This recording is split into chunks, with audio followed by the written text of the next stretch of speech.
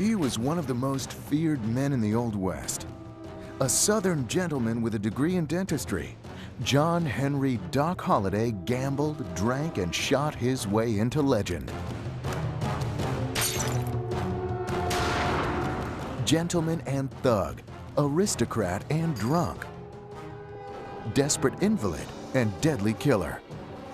Doc Holliday was both outlaw and hero, whose short life ironically gained him immortality. Doc Holliday, now on Biography.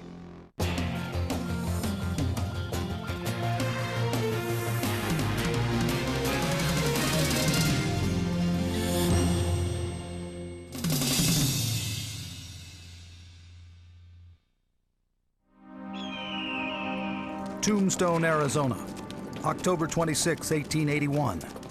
Four men walk down a dusty street, headed for a gunfight. Wyatt Earp and his two brothers have been lawmen for years. The fourth man is not a marshal, a sheriff, or police officer. He is a dentist. He is Doc Holliday, and he is about to make history at a place called the OK Corral. In mid-afternoon of October 26, 1881 in Tombstone, things really did come to flashpoint. This is one of the few times in Western history where you really have a walk down, where a decision has been made, and they walk four abreast. At 3 p.m., the Earp brothers and Doc Holliday confronted the five cowboys associated with the Clanton family of Tombstone. As city marshal, Virgil Earp asked them to turn in their guns. Virgil claims he hears click, click, the cocking of a revolver. What you're hearing is someone making a surreptitious or attempted clandestine move. And Virgil says, hold on, I don't want that.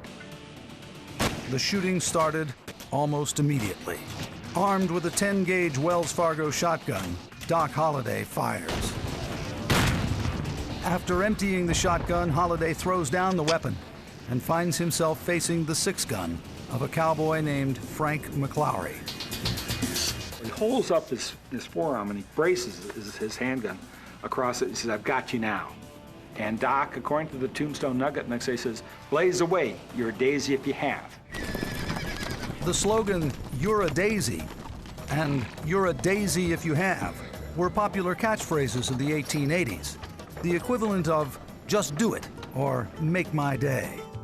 At the peak of the OK Corral gun battle, Doc Holliday not only urges his opponent to shoot him, he mocks him with a pop culture slogan.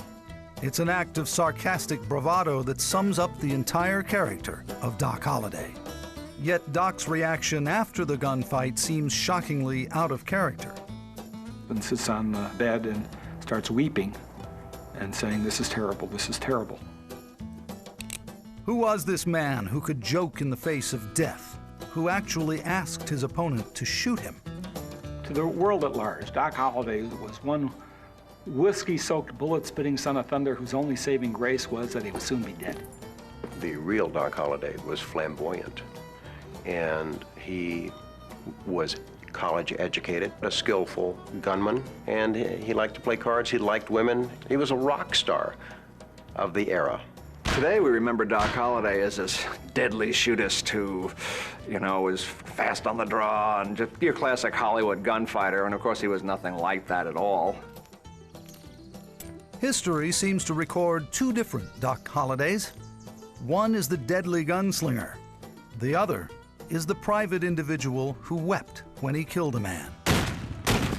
Doc Holliday remains a legend of the Old West precisely because he combines these startling contradictions.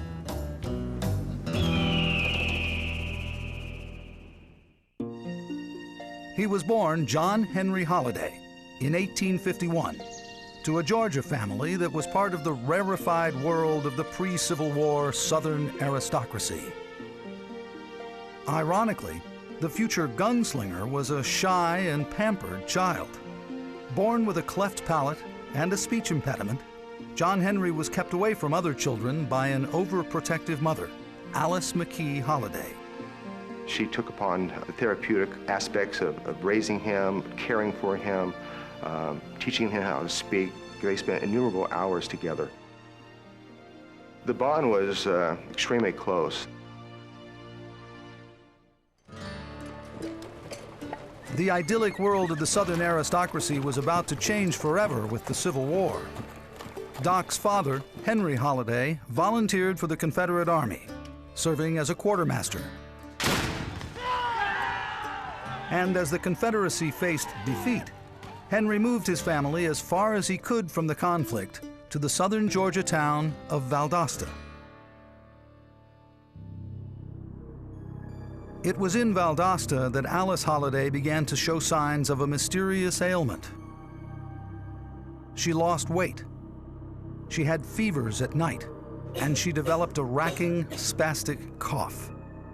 Today, the disease would be diagnosed as tuberculosis. In 1866, doctors simply called it consumption. They actually thought this disease consumed your body from within. From 1800 to 1870, 1 out of 5 deaths in America was attributed to consumption. No one knew what caused it. No one knew how to cure it. But doctors all recognized the terrible symptoms when they appeared. The first stage, you would have a dry cough and pain in the chest and shoulders. The second stage, you would start coughing up mucus streaked with blood at times. The final phase, you become gruesomely emaciated. So it's a slow, very gruesome, painful way to die. For 2 years, John Henry watched his beloved mother wither. On September 16, 1866, Alice McKee Holliday died of tuberculosis. 3 months after Alice's death, Henry Holliday remarried to a 20-year-old daughter of a local judge. John Henry could only see this as an act of disloyalty. Doc seems to suffer something of a Hamlet experience here. He feels this a betrayal of his mother, and I think it frays his relationship to his father. And if you want to generalize, you might say there's a possibility it affects his attitude toward general authority. Perhaps it's not surprising that shortly after this, teenage John Henry was involved in an incident of violence. John Henry and his family had set aside a little watering hole on the river where they could come and play. And one day he went down there with his uncle, and he saw some freed black men in the water, frolicking and having a good time. To the son of former slave owners, this was an outrageous affront. Doc's reaction was to prove prophetic. He took an 1851 Navy Colt, shot it over their heads. His uncle said, "Be sure you shoot high," and he chased him out. Some accounts say that the teenager actually shot and killed a man in the incident. Whether the story is true or simply part of the legend, it demonstrates the dark turn that the young man's life had taken.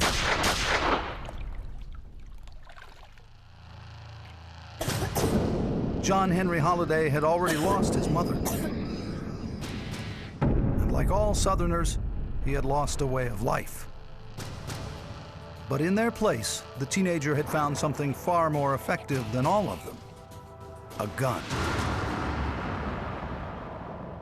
So they're in town for a showdown. I'd like to go with you. Come on, Doc. Get off the street. Much of what the world knows about Doc Holliday comes from movies and television. And most of those screen images come from a single source. All of what we know about Doc Holliday is essentially from the Stuart N. Lake book about Wyatt Earp. Wyatt gave his memoirs to Stuart Lake before he died in the late 20s.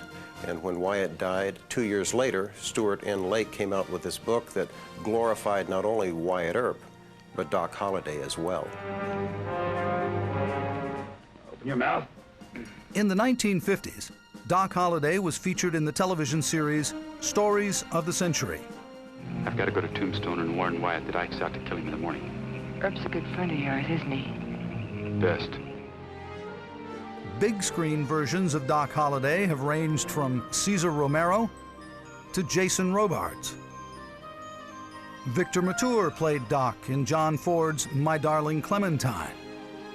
Kirk Douglas played him in 1957's Gunfight at the OK Corral.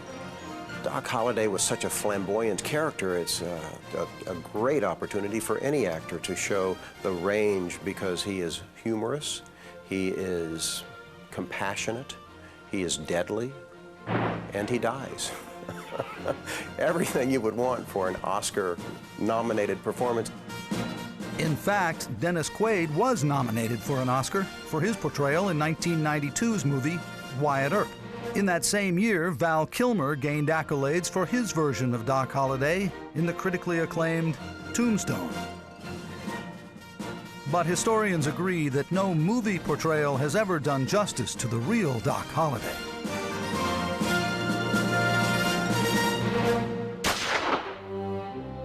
In 1870, the real John Henry Holliday was a troubled teenager. Family members offered to send the young man north for training in the field of dentistry. He enrolled in the Pennsylvania College of Dental Surgery, graduating in 1872. He left Georgia a teenager in trouble with the law. He returned as a young man with a future. He came home, he opened up his own practice with another gentleman. Here's a young man, 21, 22 years of age, 6 foot tall or almost, a doctor, very good looking according to the records, a good catch for any woman. But apparently there was only one woman he was interested in. His first cousin, Martha Ann Mattie Holliday. The nature of John Henry and Mattie's relationship is not completely clear. There's a story that Doc and Mattie were in love. They may well have just been good friends, although the romantic angle is intriguing. The romance did not proceed very far before more disturbing events intervened. Months into his new practice, the young dentist had begun to rapidly lose weight. New symptoms began to emerge: night fevers, weakness, and coughing blood. The doctor's report was unequivocal. Like his mother, John Henry was a victim of consumption. He was given 6 months to live. There was no cure. He was clearly a man in a terminal condition, and there wasn't a whole lot that could be done at that point in time. However, he was told that by moving to the clear, dry air of the American West, he could prolong his life by perhaps as much as 2 years. In 1873, John Henry ended his dental practice and broke off his engagement to Mattie Holliday. He had watched his beloved mother cough away her life. He was not going to let his loved ones watch him do the same. He boarded a train for Dallas, Texas, the literal end of the railroad line, and apparently the end of the line for John Henry himself.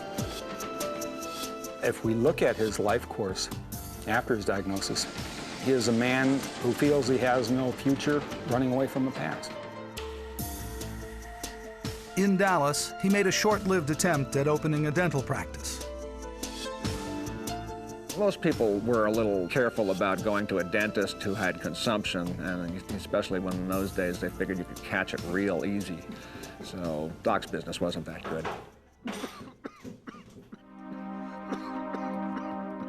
A failure at dentistry and a walking dead man, he found his solace in alcohol and in gambling. John Henry found that he was very good at numbers. He needed money to live on. He did very well at gambling. So he slowly became a professional gambler. John Henry, now better known as Doc, began to put in more time at the poker table and apparently was very good at his new profession. But a professional gambler faced certain inherent dangers in the job. To be a gambler in Doc's time was a dangerous profession for the simple reason that most men, especially inebriated men, did not care to lose their money to another man in a game of chance. Doc always carried 2 pistols and a knife, generally. The American West of the 1880s was full of violent men. Shootings and stabbings were common. Some scholars have said there is a single reason for the violence that gave the American West its reputation. A lot of the Old West is a consequence of the Civil War. In the Civil War, we had 600,000 killed, and we didn't have any type of psychological understanding about post-traumatic stress disorder. You had a lot of people who were scarred. In the face of a violent culture, Doc Holliday began to reinvent himself. No longer as a young gentleman dentist, but as a deadly killer with a hair-trigger temper. Most of Doc's legend, a lot of the stuff that's come down to us today included, is actually fabrication made up by Doc himself to protect himself. He seemed to delight in a kind of menacing persona. You had, I think, a calculated attempt to develop a reputation which would act as a shield and a protector. By this time, Doc had also found the only short-term cure for his coughing fits: alcohol. I think he drank about 2 quarts of whiskey a day. And for a 130-pound guy, that was pretty good. Doc Holliday began to pursue the roving life of a gambler, making his way from boomtown to boomtown across the West. Fort Griffin, Texas, Trinidad, Colorado, Cheyenne, Denver, Deadwood. His record of arrests and shooting incidents was growing. He was a man who was quite volatile, who was capable of pulling a gun, who was willing to walk to the edge. You don't have to kill a lot of people before people become leery of you. He was never afraid to die because he was dying already. The gambler with a skeletal figure and a hair trigger was beginning to make a name for himself. Throughout the Old West, Doc Holliday had begun to gain a reputation, both as a gambler and a gunman. Doc's choice of gun was the key to his survival. Doc carried a nickel-plated self-cocker. He didn't have to cock the hammer back, he just pulled the trigger. Now, in the late 70s, there were 2 that were nickel-plated. The fact that he was a slight person, not big, not muscular, it makes me think that he carried the Lightning in .38 because it had a smaller grip and it could fit in his hand easier and he could use it better. Somewhere in his travels, Doc Holliday made the acquaintance of the only woman who would remain by his side. Her name was Mary Catherine Haroni, but she was better known as Big-Nosed Kate, the whore. The life of a prostitute in a western town was not an easy one. It was an unhealthy, a dirty profession. Sleeping with the number of men they had to sleep with, no medicine, no baths. Perhaps Doc Holliday, the southern aristocrat turned gambler, and Big-Nosed Kate, the Hungarian lady turned whore, recognized in each other a kindred soul. They have a tempestuous on-again, off-again relationship over the years. At times, she's listed in the newspapers as Mrs. John Holliday, though Doc is generally listed in the census as single. Photos of Big-Nosed Kate show that she did not have a big nose. She apparently gained her name because she stuck her big nose in other people's business. In one instance, sticking her big nose in saved Doc Holliday's life. In Fort Griffin, Texas, Doc was playing poker with a gambler named Ed Bailey. You can't play poker. Ed kept trifling with the deadwood or the discarded cards. Doc pulled his knife and he cut Bailey just below the brisket, as they say. Doc was arrested, and a lynch mob began to form outside the jail, preparing to storm it and string up Doc Holliday. Kate put a plan into action. She set fire to a barn in the center of town and waited until the townsfolk gathered to put it out. Then, after stealing 2 horses, she recovered Doc's guns, burst into the jail, and freed Doc from the sheriff's grasp. Fleeing Fort Griffin ahead of the law and the lynch mob, Doc and Kate decided to head north to the biggest boomtown of all, Dodge City. Why he would go to Dodge? Well, Dodge was, in the summertime, one of the chief railheads for the cattle drives, and for a professional gambler, you follow the money. The Marshal of Dodge would become legendary. His name was Wyatt Earp. He had tamed the unruly town by a simple but effective method. He took away people's guns. Partying cowboys were free to continue their wild sprees in Dodge, but now less likely to blow holes in each other. In Dodge City, Wyatt was cornered by some angry cowboys. It was the gambler Doc Holliday who saved his life. Doc got the drop on a number of cowboys who were about to gun down Wyatt, and supposedly Doc said he restored order by shooting a couple of them. The marshal was eternally grateful.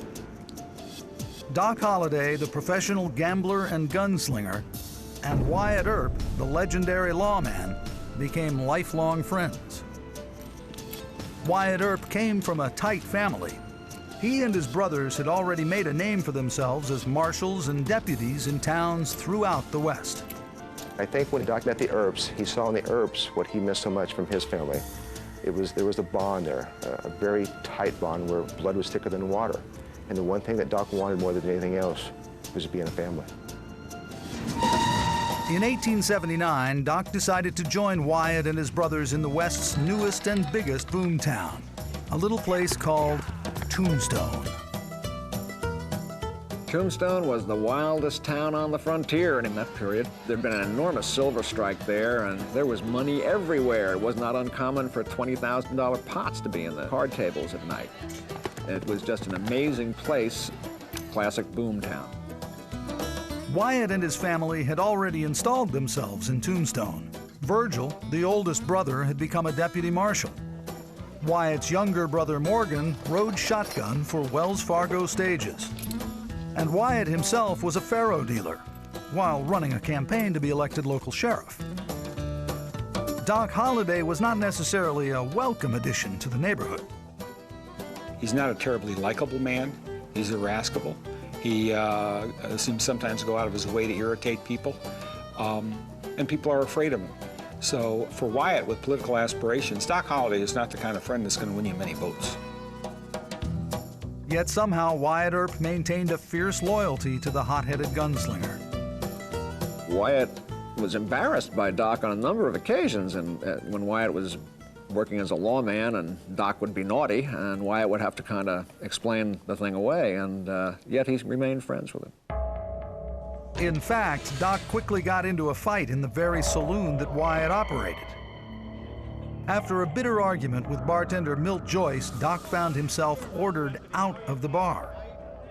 This was not something one did to Doc Holliday, or at least it was never done twice. Doc returned, this time with his pistols. In the melee that followed, Milt Joyce was shot in the hand and another bartender was shot in the foot before Doc was subdued. The story brings out an important point about the legend of Doc Holliday as a gunslinger. He was fast, but he wasn't very accurate.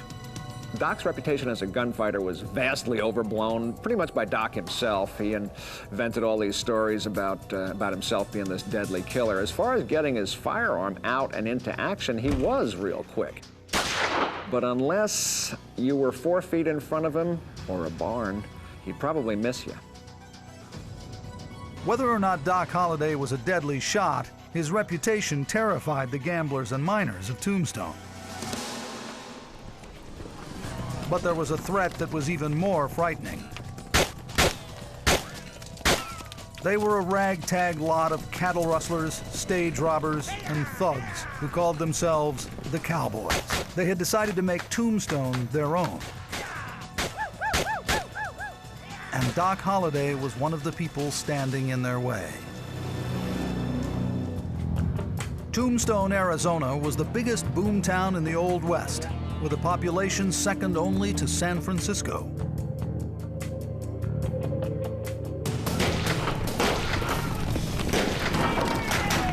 But by the end of 1880, Tombstone had been hit with a scourge.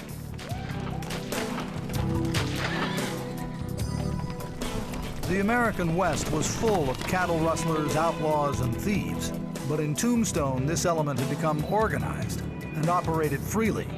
They called themselves the Cowboys. Well, the papers call them the Cowboys.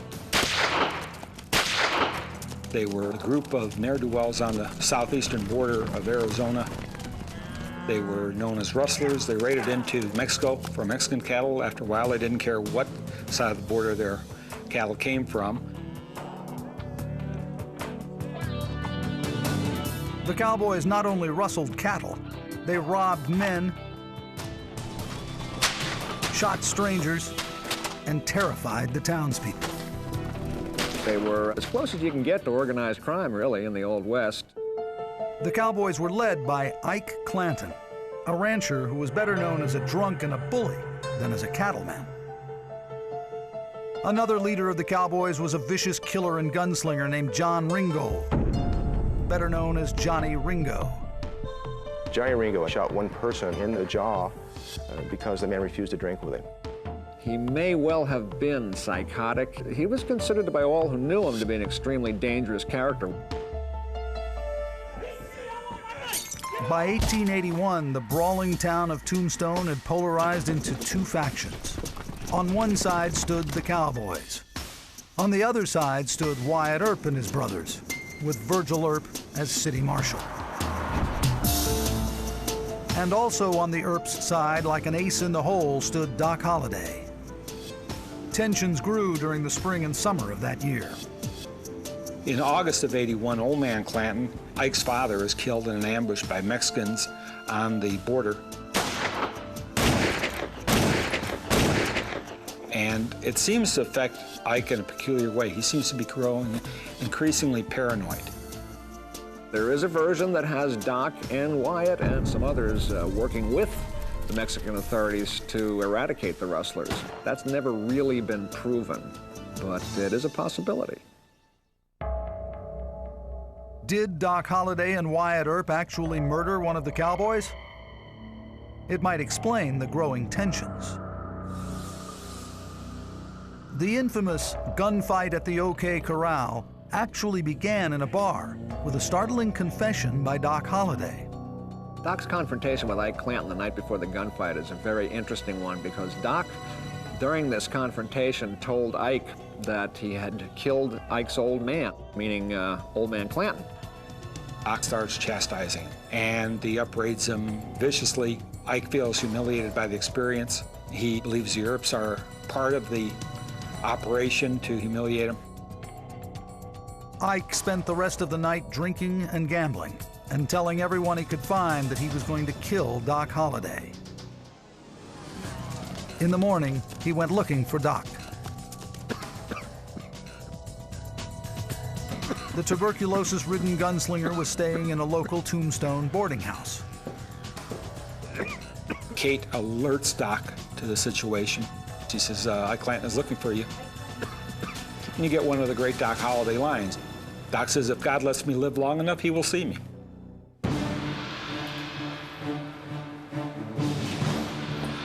Doc joins Wyatt, Morgan, and Virgil Earp on the street. Wyatt and Virgil Earp, they had had about enough of all Ike's threats, and when someone came to them and told them that Ike and Billy Clanton, the McClourys, and others were near the OK Corral, and they were all armed, they decided that it was time to confront these guys and take away their guns. Virgil asks Doc to carry a shotgun. He gives Holliday the Wells Fargo shotgun because he could cover that gun over with the coat so as not to be too provocative.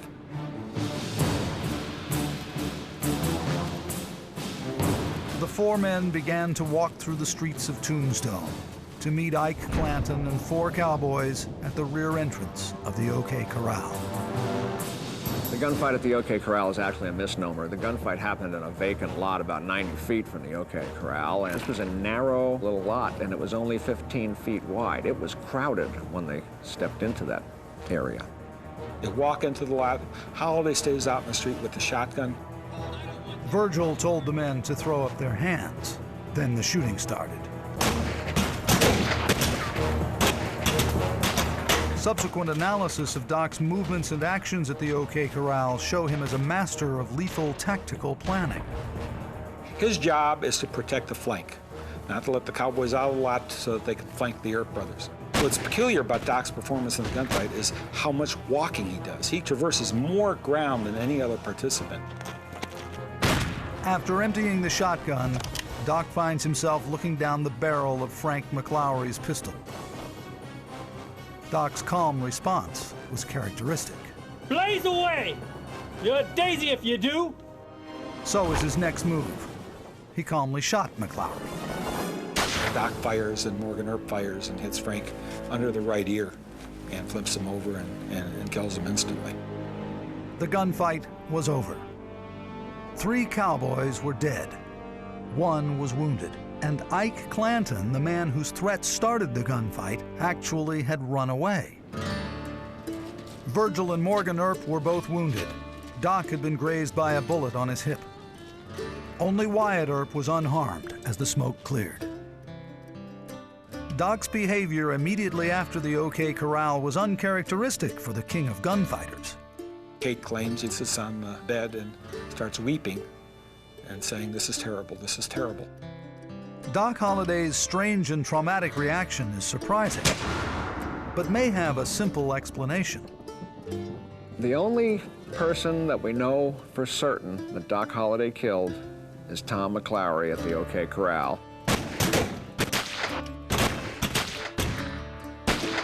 Fact is, until the OK Corral, he may not have killed anybody.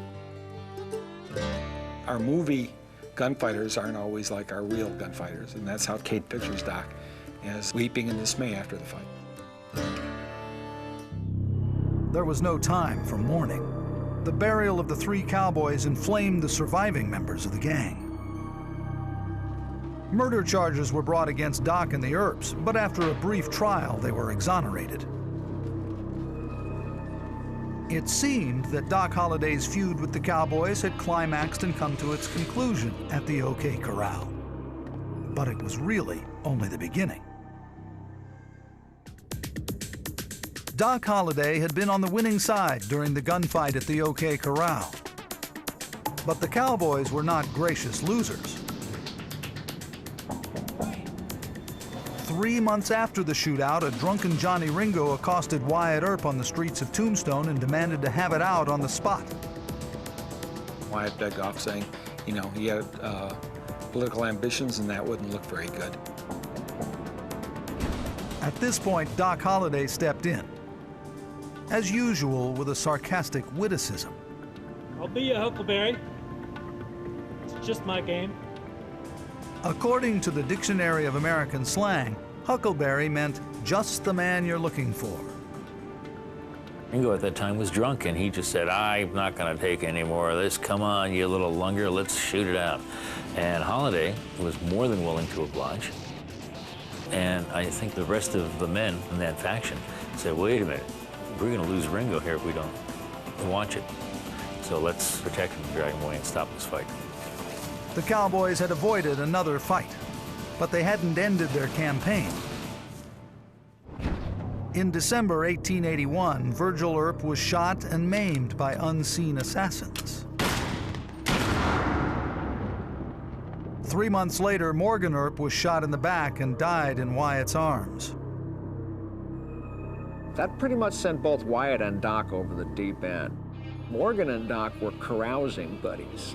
They went out every night together almost, so when Doc heard that Morgan had been murdered, he went crazy. He went around Tombstone kicking in doors looking for people he felt responsible. Wyatt and Doc decided to seek vengeance in what Western historians have called the Vendetta Ride. Wyatt Earp immediately gathered a posse to go with him to find the killers. In pretty quick order, they found a number of the men responsible for the shootings of both Virgil and Morgan and eradicated them from the planet.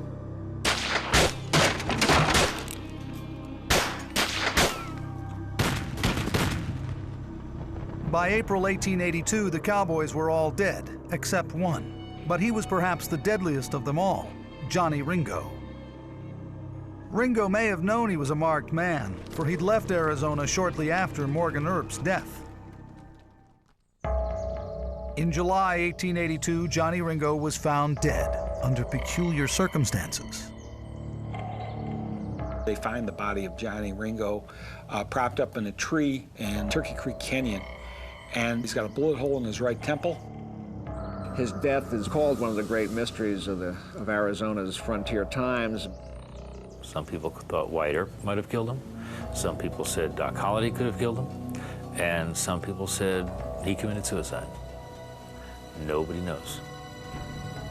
Historians disagree on how Johnny Ringo died. In movies and novels, Doc Holliday is usually credited with killing Ringo.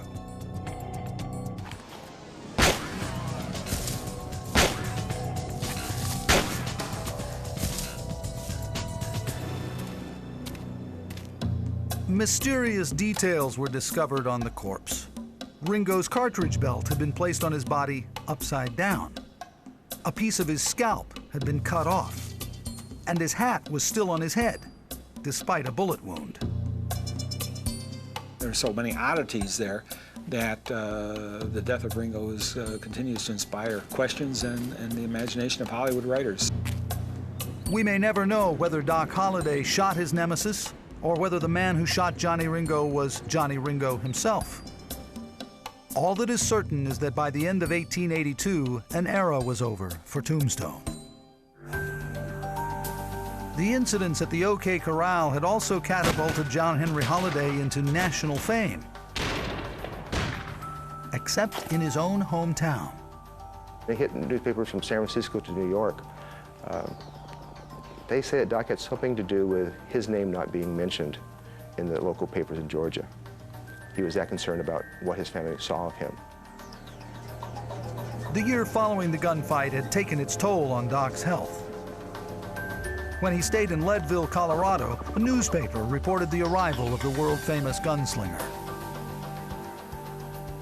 Dr. Holliday got off the train looking like a man well advanced in years, for his hair was silver white and his form emaciated and bent.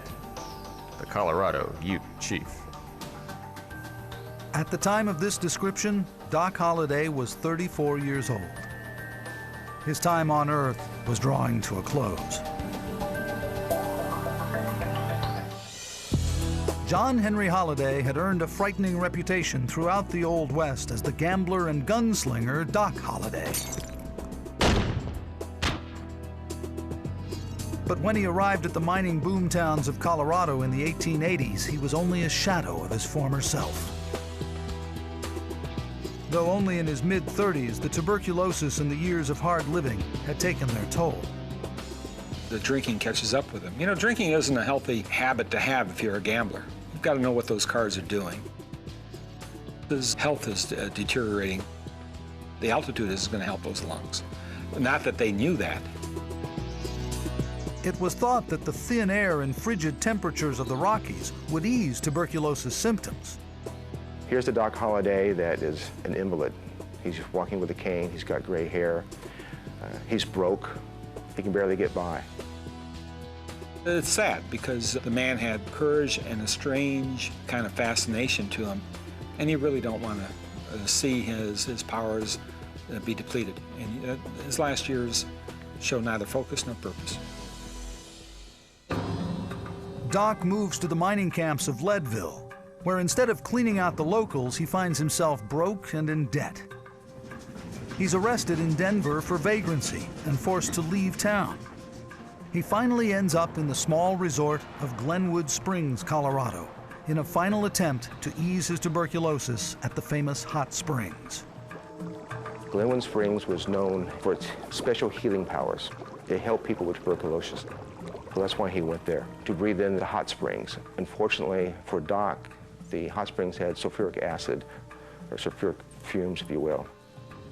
At the time, it was thought that sulfur fumes might ease the symptoms of tuberculosis. Instead, it simply ate away the lung tissues. There were no actual clinics or hospitals in Glenwood Springs. Like the rest of the consumptives, Doc stayed in a hotel.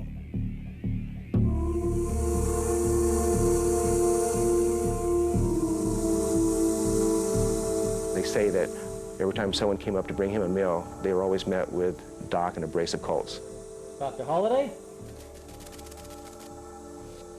In his final days, Doc's disease had reached the point called galloping consumption. The disease spread from the lungs to the skin itself, where it breaks out in boils and sores. For 57 days, Doc lay in a near comatose condition as the disease ravaged his body. On November 8, 1887, Doc Holliday woke up clear-eyed and clear-headed. He asked for a glass of whiskey, which he drank slowly. Then he said his final words. I'll be damned. This is funny. I think Doc expected to die with his boots on, not to die in such a peaceful environment. There he was, his socks and shoes off. Probably struck him funny that after everything he'd been through, he was dying peacefully. At the time of his death, he was 35 years old.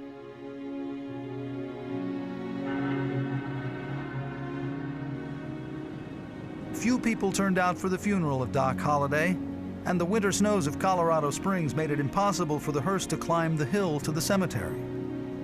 They buried Doc at the base of the hill, intending to rebury him in the cemetery in the spring. They never came back. So Doc stayed where he was originally buried at the base of the mesa, and as the town grew, it's believed that today that Doc is probably in somebody's backyard. No one knows where the body of Doc Holliday lies buried, but a headstone in the cemetery marks the place he was supposed to rest. Big-nosed Kate was with Doc until the very end. She lived another 53 years, dying in the Prescott Pioneers home in Arizona in 1940. And back in Georgia, Mattie Holliday, Doc's first love, had never married after he left her. In fact, she became a nun, dying in a convent in 1939. Doc and Sister Mattie had carried on an intense correspondence over the years, but no one knows the contents of the letters between the gunfighter and the nun. Unfortunately, upon her death in the late 1930s, some relatives took the letters and burned them. It was since stated that if the letters had been made public, the world would have known a different Doc Holliday, but unfortunately, that's not to be. Perhaps Wyatt Earp's own words best sum up the way history usually remembers Doc Holliday. Doc Holliday was the most skillful gambler and the nerviest, fastest, and deadliest man with a six-gun that I ever saw. The image of Doc Holliday will remain a mythic icon for as long as the Old West is remembered. But the real man behind the myth is just as intriguing. And I think a lot of the fascination today is because this was a guy who really didn't belong there, and yet there he was. Not only there he was sickly and shouldn't have been there in the first place, and yet he was holding his own among some real desperate characters. What makes him fascinating to us is this remarkable congruence in his personality of both elegance and decadence. And elegance and decadence are the ironic cobblestones of the Victorian era, and Doc has them both. He's a killer. He's intelligent. He's refined. He's a drunk. I mean, he combines so many contrary elements, he continues to fascinate. Perhaps the final ironic contradiction is that in dying young, Doc Holliday gained for himself immortality.